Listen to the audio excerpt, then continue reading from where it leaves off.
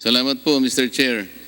Balikan ko lamang po sana sa umpisa yung naiwang ibang katanungan ni Congressman Mike tungkol po dun sa transfer pricing.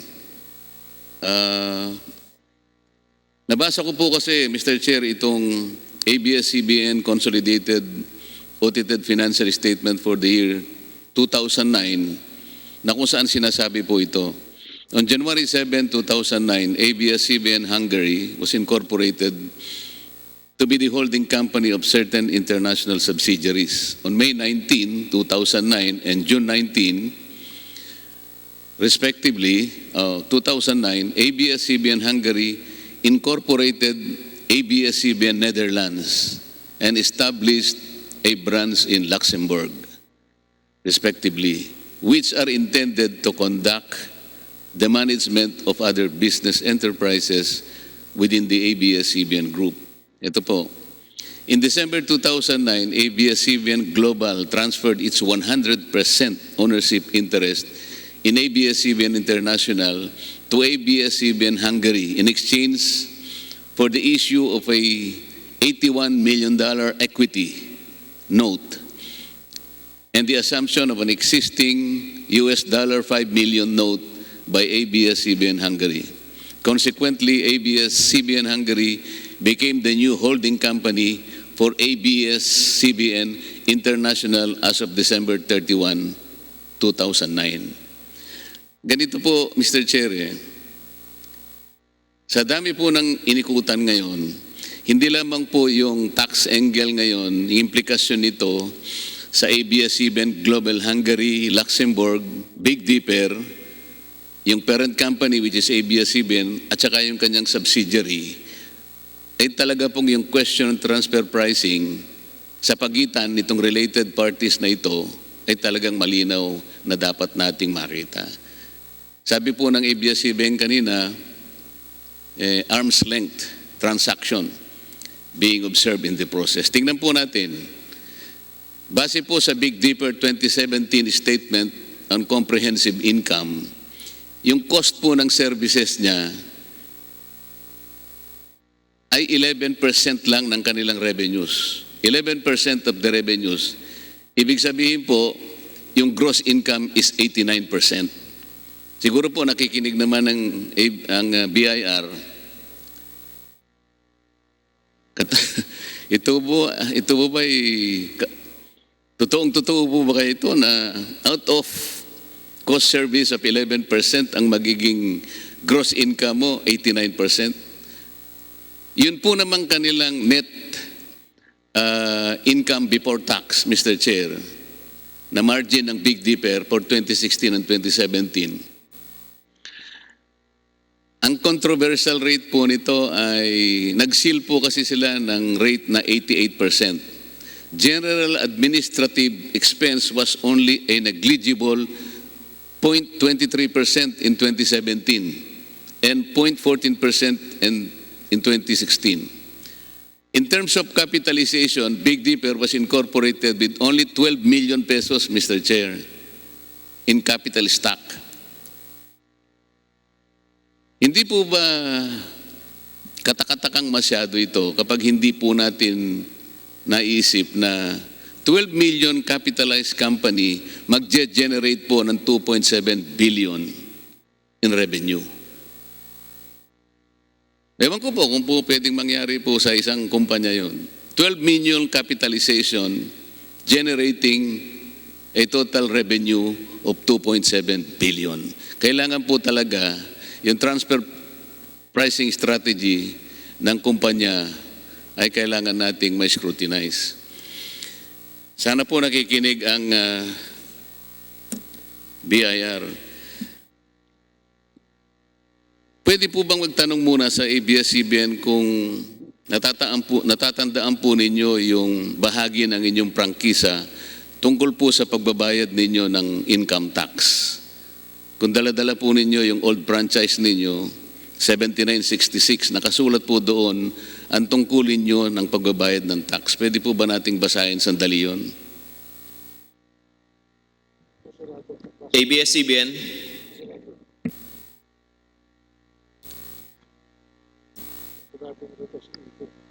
Mr. Chairman, may I be recognized? Mr. Chairman, Section 8 of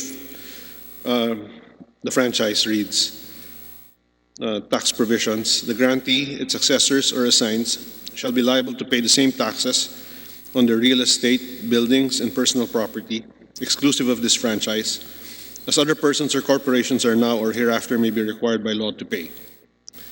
In addition thereto, the grantee, its successors or assigns shall pay a franchise tax equivalent to 3% of all gross receipts of the radio television business transacted under this franchise by the grantee, its successors or assigns, and the said percentage shall be in lieu of all taxes on this franchise or earnings thereof, provided that the grantee, its successors or assigns, shall continue to be liable for income taxes payable under Title 2 of the National Internal Revenue Code pursuant to Section 2 of Executive Order Number 72, unless the latter enactment is amended or repealed, in which case the amendment or repeal shall be applicable thereto. The grantee shall file the return with and pay the tax due thereon to the Commissioner of Internal Revenue or his duly authorized representatives in accordance with the National Internal Revenue Code, and the return shall be subject to audit by the Bureau of Internal Revenue. Salamat po. Maliwanag po dyan na binabanggit sa sarili niyong prangkisa na ang ABS-CBN kinakailangang magbayad ng kaukulang buwis sa ating pamahalaan. Hindi po ba?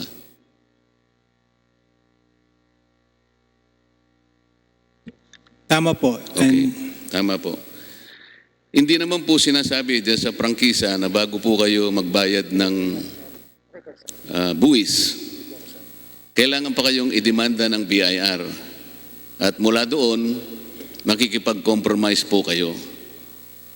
Ang sinasabi po dyan, lahat po ng kaukulang buwis kailangan nyong bayaran. Huwag nyo na pong hintayin na idemanda pa kayo ng BIR, magtatalo pa po kayo hanggang sa mauwi lang kayo sa compromise agreement. Malinaw po ba yun na walang sinasabi na compromise agreement dyan, na magbabayad kayo kagad ng tax? Sang-ayon doon sa inyong prangkisa. Your Honor, the remedy that is given to the taxpayer may not be included in the franchise, but it should not be taken as singularly, but it should be taken in consideration with the other taxes that relate to, other rules that relate to payment of taxes. And one of them is a remedy that is given to a taxpayer to actually, if there are protests or disputes, there is a remedy to resolve it. Mr. Chair, naiintindihan po natin yun. Kaya ko lang na pinanindiganan na wala namang compromise agreement dyan sapagkat huwag yun ang dapat na default na ginagamit ninyo. Dito lamang sa nakita naming mga binigay na reports ninyo ay 5 tax cases ang nakapending sa Court of Tax Appeals at itong 5 ito ay kinompromise agreement ninyo. Napakalaki po kasi ng diferensya kapag nagbayad kayo through compromise agreement kesa sa talagang bayaran nyo na lang ng kusa kung tama naman ang assessment sa inyo ng BIR. Isang example po ito. Ito pong kinompromise ninyo na kaso sa BIR ay nanggaling po doon sa formal letter of demand, July 31, 2014. Ang sinisingil po sa inyo ng BIR ng napakaraming uri ng taxes, kung susumahin po natin, umabot po yun ng 2.5 billion pesos. Tama po ba yun?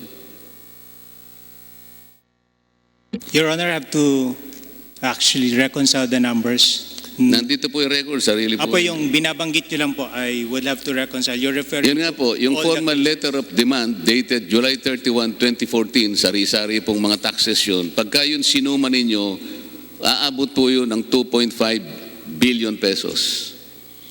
Ikinompromise po ninyo sa pamamagitan ng BIR, ang binayaran lamang po ninyo, 152 million.4.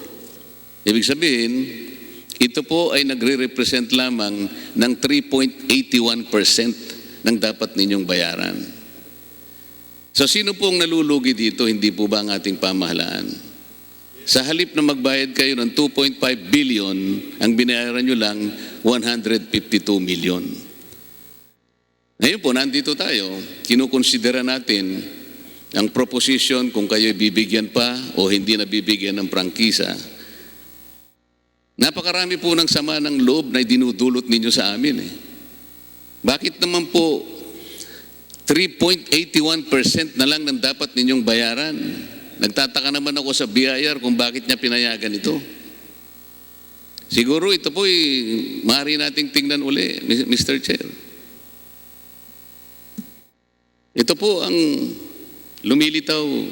Hindi ko po alam kung sa ibang, doon sa mga natitira pong 4 pang nakapending na kinompromise ninyo, ilan po yung aggregate amount na sinisingil ng BIR at nung ikompromiso po ninyo, magkano po yung ibinayad ninyo?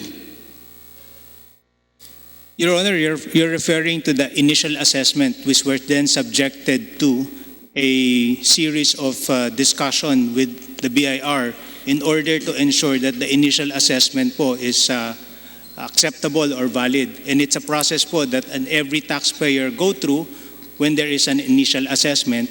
And finally po, there is going to be a final decision from the BIR, and that is their final assessment. And if still under protest po, the taxpayer will be allowed to, as a remedy under the law, to either do a compromise settlement or to bring it up to the Court of Tax Appeals.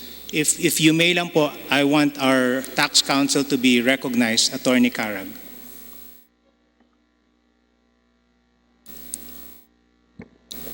Mr. Chair.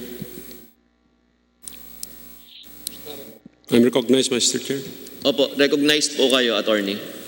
Your Honor, may basehan po yung compromise between ABS-CBN and the Commissioner of Internal Revenue, Your Honor.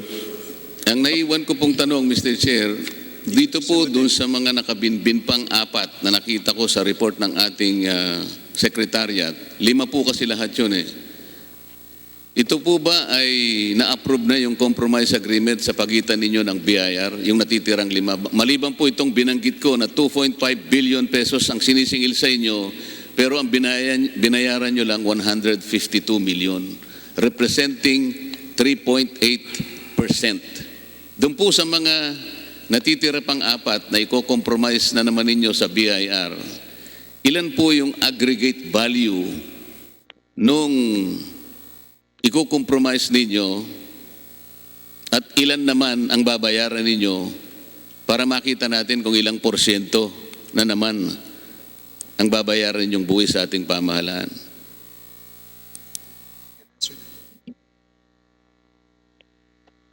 Your Honor, the amount is... Sorry po, sandali lang po. The amount is 553 million, Your Honor. Doon sa natitirang 4 po? Those assessment has already been settled in 2018, end of 2018. So, ang binayaran po ninyo... We no longer have a pending Yung case from binayaran those po that you ninyong mentioned. 553 million, ito po yung compromise amount. Hindi po. Yan po yung tinatawag nilang final decision on disputed assessment. Ilan po yung assessment dati ng BIR bago kayo nagbayad ng 553 million? Yung total assessment po nung 4 na kaso na binabanggit ko na ito po ay nakatala sa mga records ng aming secretariat. Maaari ko po bang makuha yung mga pangalan? Or Comsec, baka nasa sayo yung 5 tax cases. Kaya ko po tinatanong sa inyo ito sapagkat kagaya nitong isang ito na kinompromise po ninyo ng 152 million. Samantalang ang sinisingil po sa inyo ng gobyerno ay 2.5 billion pesos. Alam po ninyo kung gagawin po na naman nating halimbawa ito, Parang mumu na lang ang naibigay sa gobyerno eh. Yung mumu po, ito yung sumusobra sa pinggan natin na natatapon sa babae. Alam po ninyo kung sino lang nakikinabang doon sa mumu. Yung mga dagandingding na lamang po. Ganito po ang nangyayari, Mr. Chair. Kaya mula pa sa umpisa, bilang tao, ako po, napakasakit na makita yung ganito eh. Iko-compromise ninyo, sana man lang kung kompromiso, medyo may laban naman ng gobyerno. Dito po ba sa 3.8% na binayad ninyo, sa tingin po ninyo, makatwiran po ito? Opo. Nasa sa inyo po yun. Mr. Chair, may I be recognized?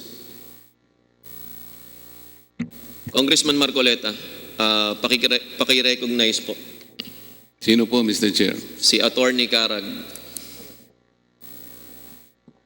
Sige po. Your Honor, sa Section 204 of the Tax Code, which authorizes the Commissioner to compromise the settlement of taxes, the law sets the minimum amount that should be paid by the taxpayer, Your Honor, under that compromise settlement, which is, if the Alam ground po. is doubtful validity of the assessment, it's 40% of the basic tax.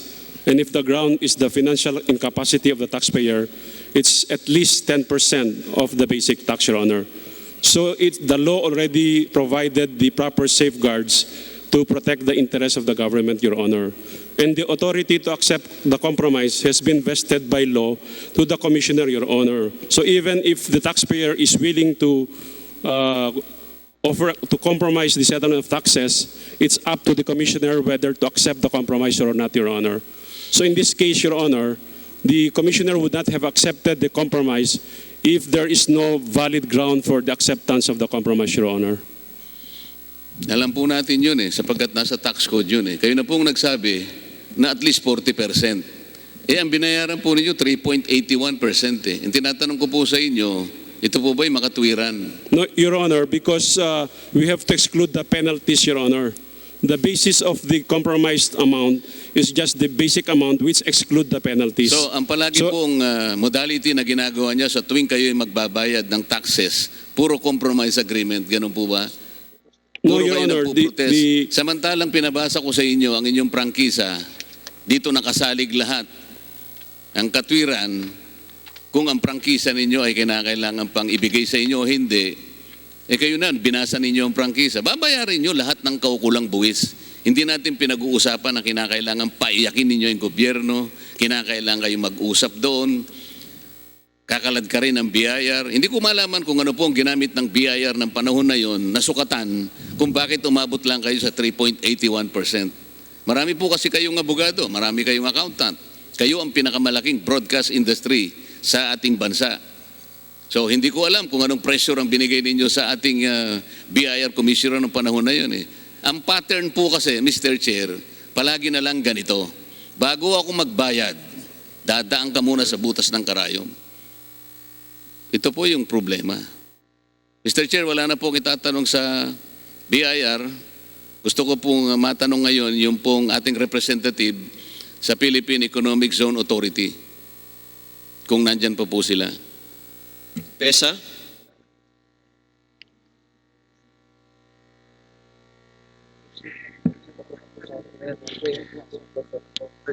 Hello? Ayoko yung isa, hindi yung dalawa yun. Director General Ching Plaza? Yung pong isa, Mr. Chair. Yes, Your Honor. We're all here with my Deputy Director General. Ito na naman yun. Ano po ang designation po niyo, ma'am? This is the Director General, Ching Plaza. And I Director. have with me, Your Honors, my two Deputy Director Generals for operations and for plans and programs. Kayo po ang sasagot sa mga tanong ko, ma'am? Kayo po ba ang sasagot?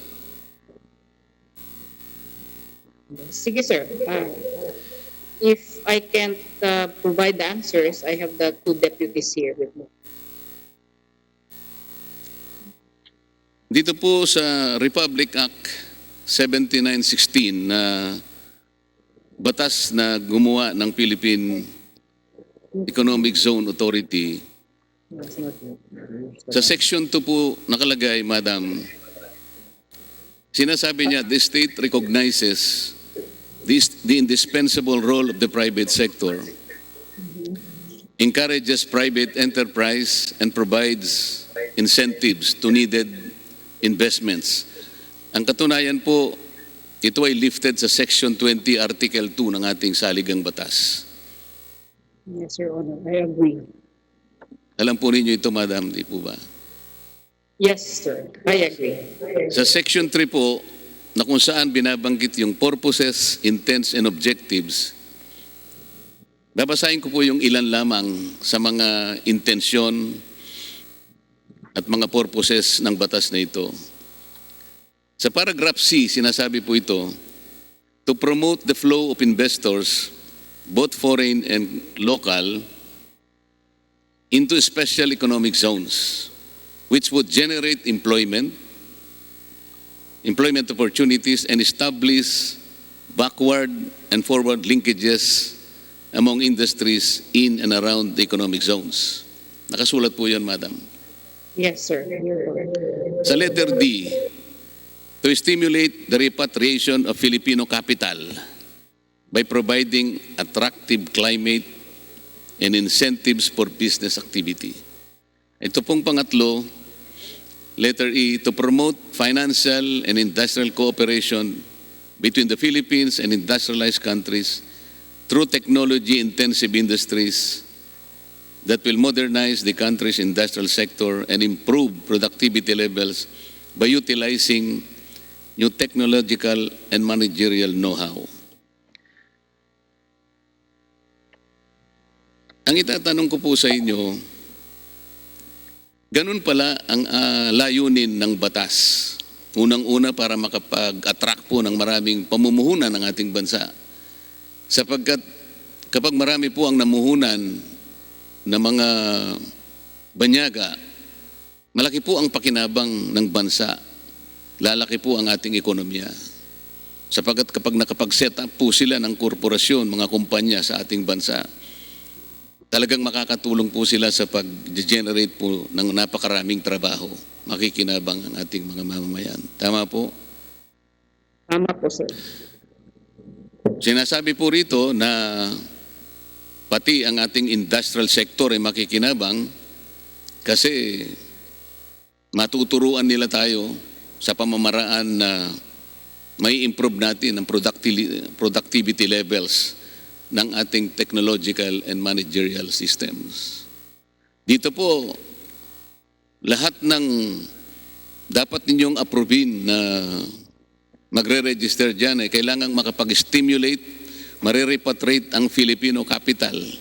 Kasama na po yung banyaga. Talaga pong ang pinag-uusapan dito ay makapag-attract tayo ng maraming pamumuhunan. Tama po, Madam?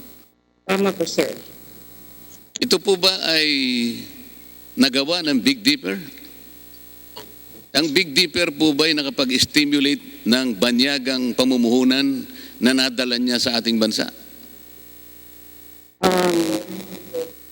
As you mentioned, sir, we are inviting or attracting export companies who are both local or Filipinos and foreign. Ang tanong ko po, ang Big Dipper po ba nakaganap sa tungkuling hinahanap ng batas na ito na makatulong para makapag-attract, makapaghimok ng mga banyaga o kahit na Pilipino pang nasa abroad,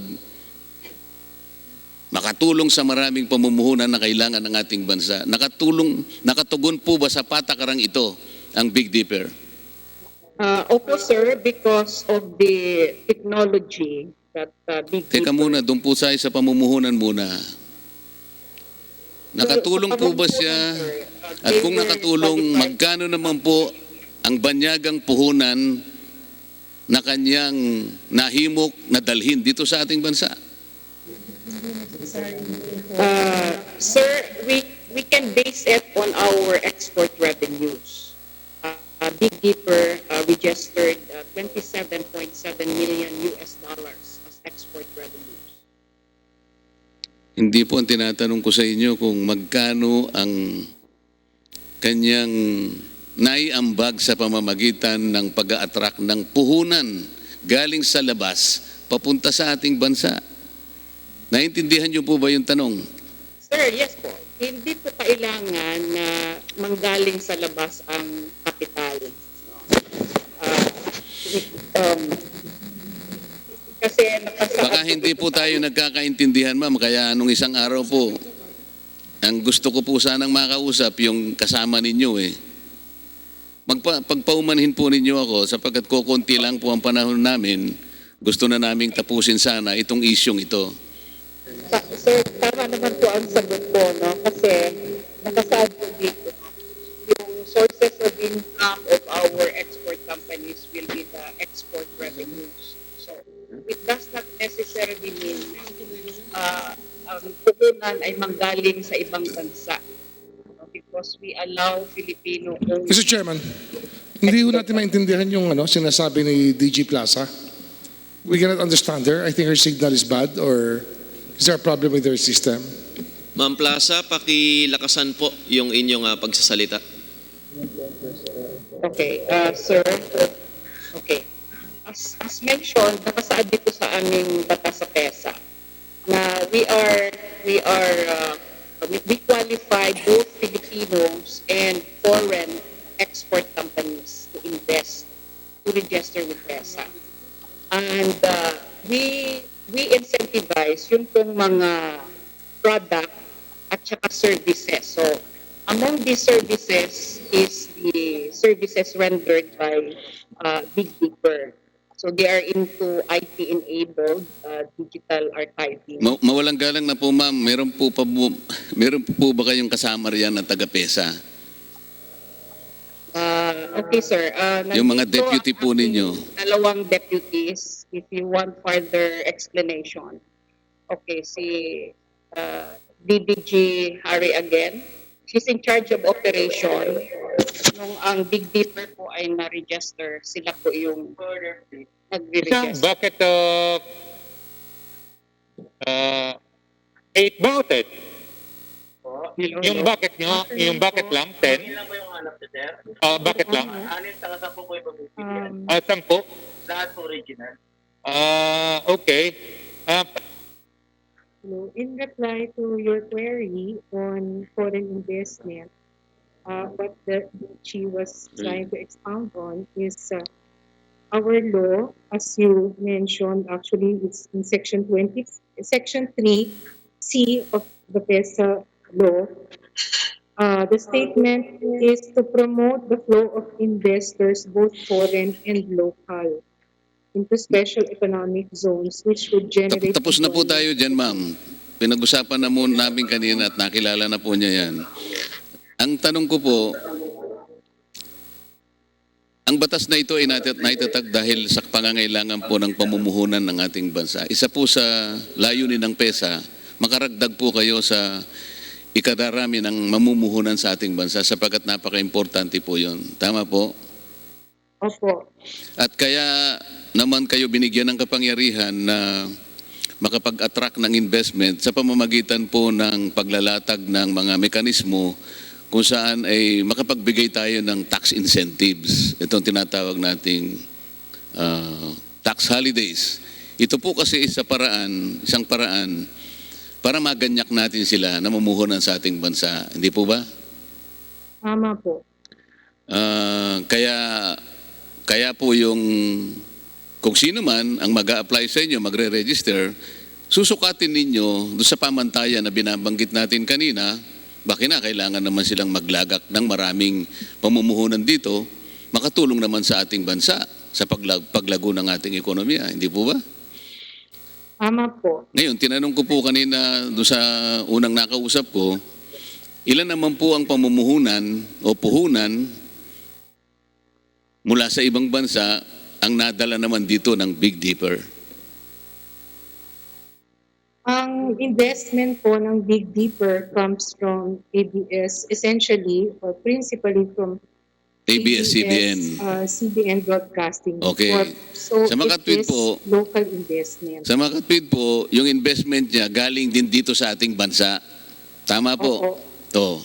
Tama Sa po. makatwid, kung ako po ay administrator ng PESA, hindi sa papasa sa pamantayan na ito. Ang pinag-uusapan po kasi rito ay mga foreign investment. Paano kung babaligtarin po kaya natin, ma'am, kamukha nung kanyang kliyente sa Hungary, na ito po ay mula po sa ABS-CBN, parent company, siya po ang nagtatag nun subsidiary niya. Sa makatwid, Mr. Chair, puhunan na galing dito, dinala pa natin sa ibang bansa. Di po ba baligtad, ma'am? Baligtad o hindi? Hindi naman po baliktad. Dito nga po nanggaling sa bansa natin, Kasi ma'am. po, yung, Sandali po. excuse me po. Sandali po, tandaan natin, Well, ang batas na ito'y ginawa para maganyak natin ang mga tao sa labas sapagkat kailangan natin ng puhunan. Para ma-attract natin, nagbibigay tayo ng tax holidays, tax incentives. Ngayon, kung hindi naman po nila matutugunan yung kriteryang inilatag ng batas na ito, bakit naman yung binigyan ng tax incentive ang Big Dipper? Ang kapital po galing dito sa ating bansa. Nakita niyo po? Paano po nangyari? Wala naman silang itinulong kung ang pag-uusapan ay malaking puhunan sapagkat sila nga ang pinahunanan pa, ang ABS-CBN, siya pa yung nagbayad, nagrehistro sa Hungary, nakapag-establish sila, pati probinsya ng kanilang branch office sa Luxembourg. Puro po kapital ng Pilipino ang ginamit. Ang tanong ko po sa inyo, bakit pumasa sila sa pamantayan ninyo? Nilabag po ninyo yung Declaration of Principles dito at saka yung purpose, intents, and objectives ng batas na ito. Mr. Chair, may I be ito allowed po ang to answer, nangyayari. Your Honor? Ano po? May I be allowed to answer? Sige po. To go back po to what I said earlier, Section 3, letter C of RA 7916, which is the PESA law, provides as one of the purposes, intents, and objectives of the law, and I quote, to promote the flow of investors, both foreign and local, into special economic zones. So Binasa ko we can po yun register companies po that are Filipino and that bring in local investments. So we have registered Big Dipper, which is a local company, and they brought in local investments.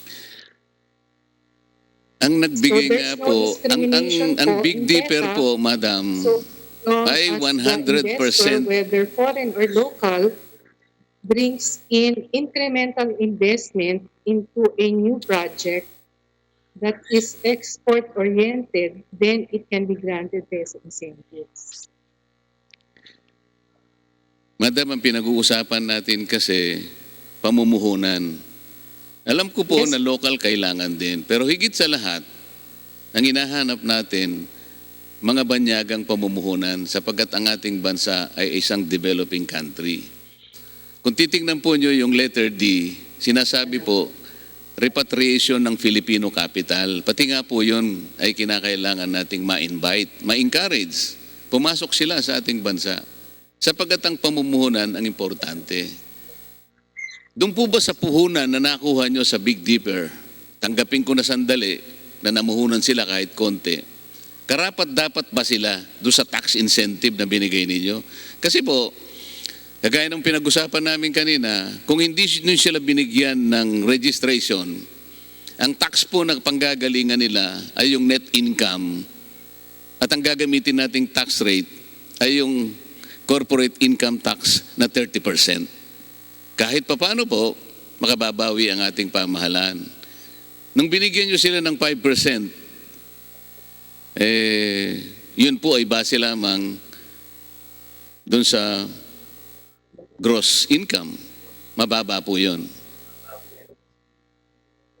So nakikita namin Yes, yung po. sukatan po na ibinigay ng batas para matupad natin at makabuo tayo ng maraming pamumuhunan sa ating bansa.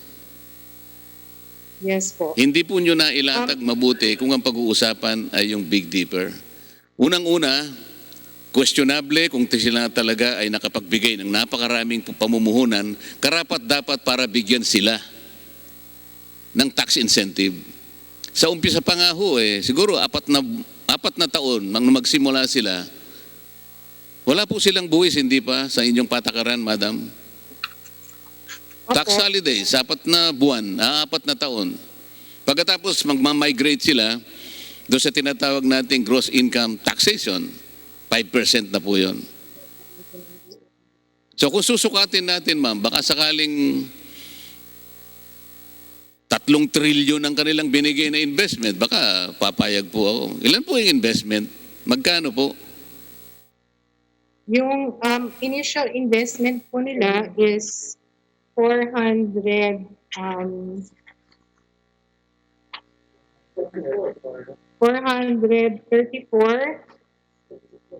million pesos in terms of equipment, mostly and building improvements.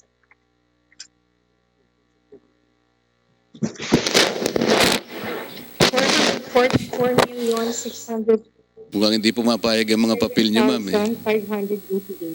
Ano po? million pesos. This is the first year investment po. So equipment at saka yung building, 400 million po. Yun ang investment Building nila. improvements only on their office, sir, not the building, not the entire building. So hindi naman po lumitaw na pagdating nila 400 million kagad ang investment. Tama po ba? First year lang po ito, 444 million in 141. initial investment so that they can start to operate. Yun nga po, sa sukatan po ba nitong mga objectives na to, karapat dapat silang bigyan ng 5% na tax incentive? Kung Yes po. kukumpara natin, kung kukumpara natin sa parameters na nakalatag po dito sa Republic Act 7916, Yes po. paano po ba nyo ina-approve? Sino-sino po ba ang nag-a-approve kung isang kumpanya ay karapat dapat na bigyan ng tax incentive? It is the PESA board po. So our group prepares the report to the PESA board, then this is presented to the PESA board for approval. Kinonsider po ba ninyo na yung kanilang gagawin, magdi-digitize lamang ng content, local content po kasi yung kanilang trabaho dito At yan Yes naman po. po ay inamin naman po ng ABS-CBN. I-digitize po yung content para sa ganon, ito po ay kanilang maipalabas sa iba't ibang panig ng mundo. Yes po. At yun po. So, content po ng ABS-CBN, dinigitize po ng kanyang 100% subsidiary, ang kanila pong holdings company nirehistro sa Netherlands, pero 100% na pag-aari ng ABS-CBN. Ang kapital po ay umiikot lamang sa kanila. So karapat dapat pa sila nabigyan ng 5%. Insofar as Big Dipper is concerned, it complies with the requirements for registration with PESA.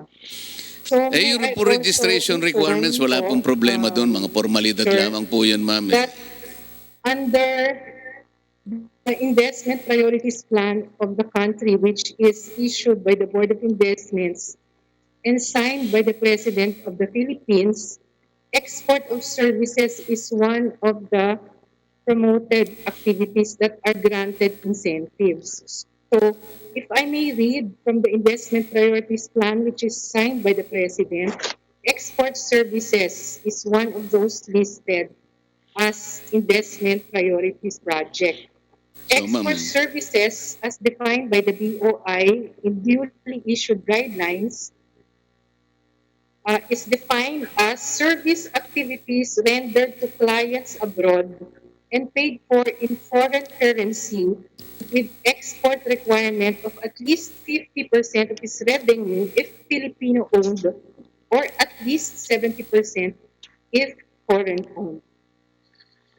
So So tinuturing po insofar ni... as Big Dipper is concerned, they have, it is Filipino-owned, which is allowed to export services.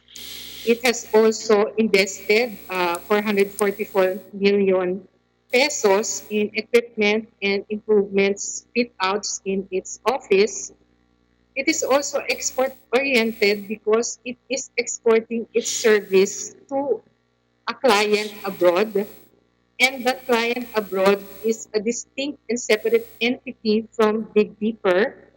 It is registered in a country abroad, and that country abroad, which is the client of Big Dipper, remits foreign exchange to the Philippines in payment for the export sale of Big Dipper. Magkano Also, po... if I may again Ma'am, say that Ma'am, to wag po tayo... emphasize Section 3 Madam, sandali po. PESA Law 3C, which is one of the purposes, intents, and objectives of the PESA Law, does not limit PESA from granting incentives only to foreign investments. Sandali The lang po, ma'am. statement Pwede in the bang law ma-interrupt says, kayo, ma'am? as one of the objectives of Ma'am, the PESA Law, to mawalang promote galang na and po sa inyo, the ma'am. flow of investors, both foreign and local, Mawalang into galang na special po. economic zones. Mawalang galang na po. Parang kayo na po ang tagapagsalita ng Big Dipper eh. Ako po ang magtatanong sa inyo, wag po kayong magkukuwento, ma'am. PESA Law sige lang po. Sandali po. Dito po sa paragraph D nung section 3, susundan niyo po ako. To stimulate the repatriation of Filipino capital by providing attractive climate and investors for business activity. Gaano po ang nagawa ng Big Dipper dito sa objective na ito? Actually, Section D is also an objective, but it is in addition to Madam, Objective C Madam, of the same section. ang pinag-uusapan It does not natin preclude. ay letter D.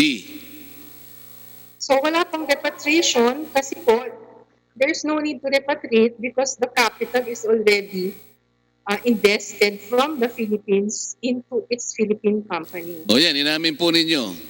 Walang repatriation sapagkat nag-iikutan nga sila rito. Ang capital galing sa ating bansa. Pagkatapos sasabihin ninyo, merong foreign exchange. Magkano pong foreign exchange ang na-contribute ng Big Dipper? Magmula nang siya po ay bigyan ninyo ng registration hanggang ngayon. First, if I may clarify po, what I am referring to really is Big Dipper. So I'm not referring po to Magkano po yung foreign exchange na nakuha na natin, na-contribute nila sa ating bansa mula nung sila'y bigyan nyo ng registration? The export sales in 2016 in dollar values. Just a moment po.